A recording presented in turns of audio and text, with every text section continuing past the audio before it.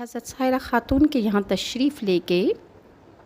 چند ہی روز گزرے تھے کہ جب حضرت جبرائیل علیہ السلام حضرت ابراہیم علیہ السلام کے پاس تشریف لائے اور حضرت ابراہیم علیہ السلام سے کہنے لگے کہ اے ابراہیم، تم پر اللہ تعالیٰ نے سلام بھیجا ہے اور ساتھ ہی اللہ تعالیٰ نے فرمایا ہے کہ اس سرزمین میں ایک خانہ کعبہ اللہ کے واسطے بناؤ تاکہ مخلوق خدا کو زیادہ سے زیادہ فائدہ پہنچ سکے۔ یہ بات حضرت جبرائیل کی سن کر حضرت ابراہیم عرض کرنے لگے کہ یہ خانہ کعبہ کہاں بناؤں؟ فوراً ہی اللہ تعالیٰ کا حکم ہوا کہ اے ابراہیم،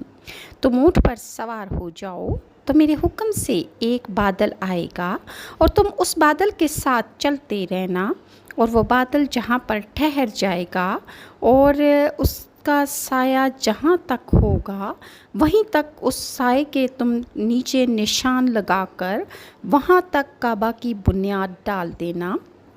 چنانچہ اللہ تعالیٰ کے حکم سے ایسا ہی ہوا، اور ایک روایت میں یہ بھی آتا ہے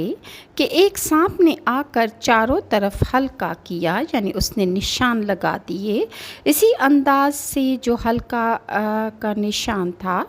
تو بیت اللہ کی بنیاد اس نشان پر ڈال دی گئی۔ اور ایک اور روایات میں یہ بھی آتا ہے کہ حضرت جبرائیل علیہ السلام نے آ کر جہاں تک بتا دیا وہاں تک حضرت ابراہیم علیہ السلام نے کعبۃ اللہ کی بنیاد رکھی، اور قرآن پاک میں ارشاد خداوندی ہے، اور جب ٹھیک کر دیا ہم نے ابراہیم کا ٹھکانہ، اس گھر کا شریک نہ کر میرے ساتھ کسی کو، اور پاک رکھ میرے گھر کو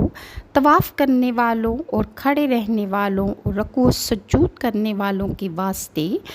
کیونکہ دیگر سابقہ امتوں میں رکوع نہ تھا، یہ خاص صفت اسی امت کو عطا فرمائی گئی۔ اور یہ بھی حضرت ابراہیم کو بتایا گیا کہ آئندہ آنے والی نسلیں اس گھر کعبہ کو آباد کریں گی۔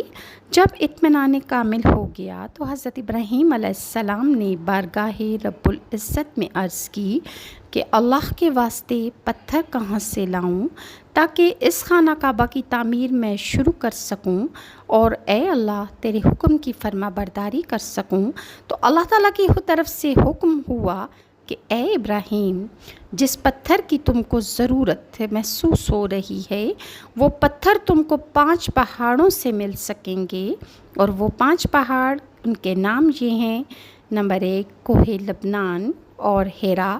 ابو قبیس اور کوہ صفا و مروہ۔ ان 5 پہاڑوں سے حضرت جبرائیل علیہ السلام پتھر اٹھا